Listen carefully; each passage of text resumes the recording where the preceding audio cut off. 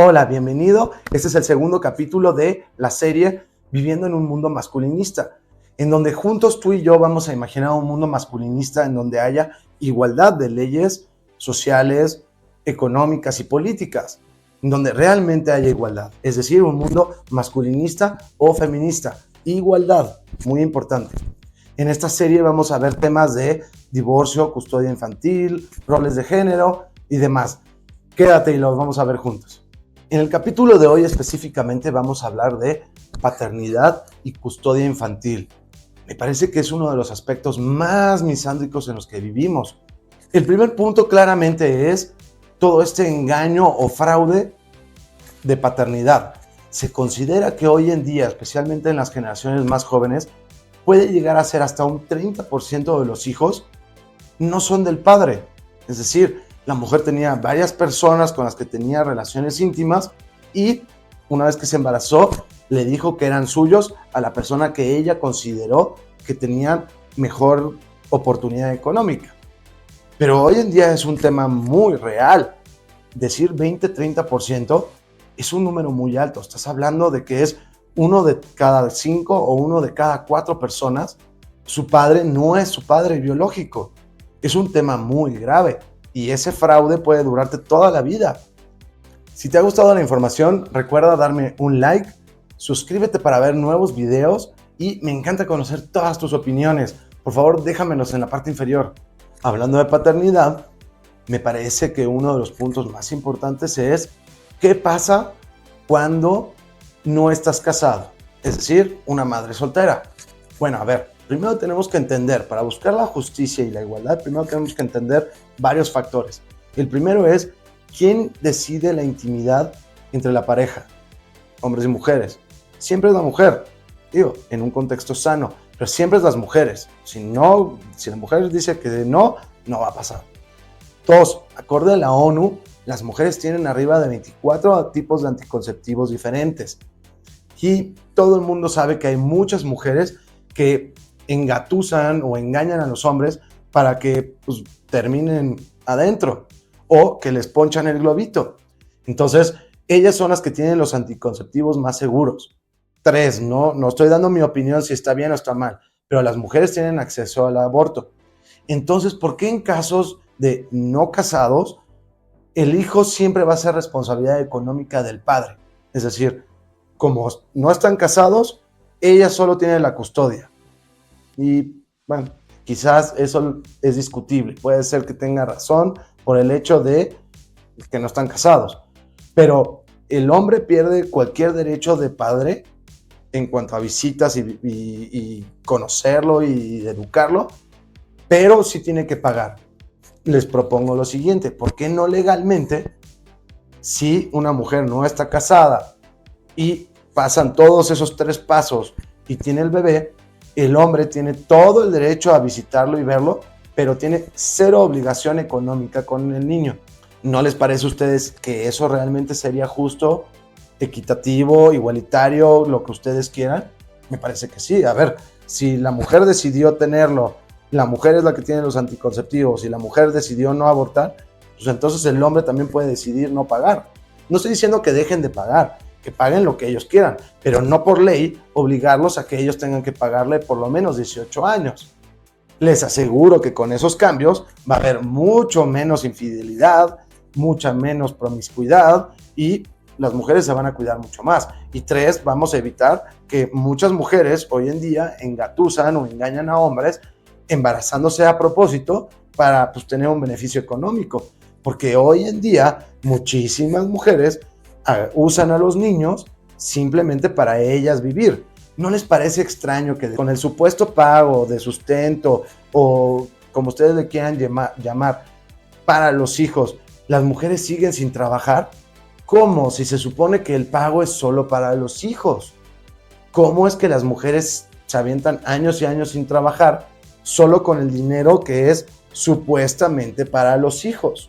Entonces, claramente hay varios problemas en los pagos de sustento a los hijos, porque en teoría no deberían mantener a la madre y todos los problemas que genera cuando no estás casado. Pero más allá del fraude paternal, que me parece muy triste, muy grave.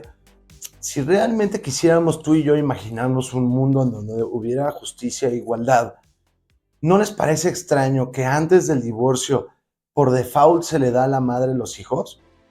Es correcto, normalmente antes de que lleguen al juicio, primero se le dan los hijos a la madre y después vemos, lo cual es completamente incorrecto. ¿Sabían ustedes que ya está estadísticamente y científicamente comprobado que lo mejor para el desarrollo de unos niños es estar con el padre? Es correcto, es mejor el resultado de unos niños a futuro cuando son mayores, les va mejor en la vida cuando fueron criados por el padre que por la madre. ¿Sabías tú que arriba de 3/4 de todos los problemas sociales que existen hoy en día normalmente fueron criados por una madre? ¿A qué me refiero con problemas sociales? Bueno, me refiero específicamente a personas en prisión, personas que violentan a las mujeres, psicópatas, asesinos, drogas, adicciones, situación de calle, dejar la escuela. La gran mayoría de los problemas sociales que hoy en día vivimos se dan en casas en donde solo hubo una madre. Y todos los estudios demuestran, obviamente lo ideal es que haya padre y madre, energía masculina y femenina, pero si quitáramos ese ejemplo, o después de eso, siempre van a estar mejor los niños con el padre. Entonces, ¿por qué por default siempre le dejamos a los niños a la madre en lo que es el juicio? Que hay países en donde el juicio puede llevar años y mientras tanto lo tiene la madre y no se lo dejan ver al padre. ¿Eso les parece justicia o igualdad? A mí me parece que no. Me parece que debería tenerlo el padre. Ahora, desde el punto de legal, ¿cómo lo resolvemos?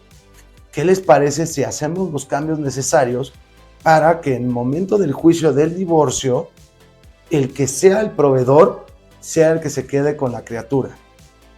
A ver, en lugar de estarnos peleando de que el padre no paga y demás, mejor que lo tenga el padre. O la persona que sea la que va a dar el beneficio económico, mejor que lo tengan ellos.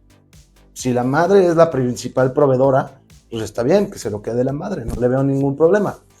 Pero la gran mayoría de las ocasiones es el padre quien es el proveedor principal. Entonces, que se lo queden ellos. Ahora bien, seguramente en los comentarios me van a decir, no, bueno, pero ya hoy en día existen la figura de compartida, es decir, custodia compartida. ¿Cuál es el problema? Que está padrísimo y estaría excelente. Una semana tú y una semana ella. Estaría excelente. O 15 días y 15 días, da igual. Está excelente. El problema es, todavía, aún con la compartida, seguimos pidiendo dinero de una de las partes. Entonces deja de ser compartido. Bueno, sí, la cohabitación es compartida, pero una de las dos partes tiene que pagar. Si es compartido, es los gastos de esa semana le toca a uno y los gastos les toca a otra. Si la mujer no lo puede pagar, pues es problema de esa persona. Si una de las dos partes no puede pagar porque no tiene trabajo, entonces no puede ser compartido. Y regresamos al punto anterior.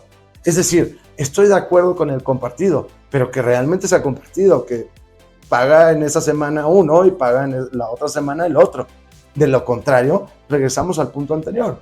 El que sea el principal proveedor es el que tiene la custodia de los hijos. Cuando la contraparte consiga un trabajo y ya esté estable, pues puede volverlo a pelear. Ahora sí quiero una compartida, porque pues ya me alcanza a pagarlo. ¿No les parecería a ustedes que eso sería mucho más justo? Si estos temas te interesan, recuerda que ya salió a la venta mi nuevo libro, que es El hombre feminista en un mundo misándrico. Lo vas a poder encontrar en Amazon. En mi perfil viene el link que te va a llevar directamente a tu tienda. Otro tema muy injusto, y por eso me gustaría que tú y yo imagináramos un mundo en donde hubiera igualdad y justicia, es usualmente al hacer el divorcio, los jueces dictaminan lo que una de las partes le tiene que pagar al otro para mantener el estatus y el nivel de vida de los niños. Perdón, pero ya cambió. Antes eran una unidad y ahora van a ser dos. Me parece que es muy injusto, seas hombre o mujer, que el que esté pagando tenga que mantener el estatus anterior y adicionalmente tú tener una segunda ubicación, una segunda casa y unos segundos gastos.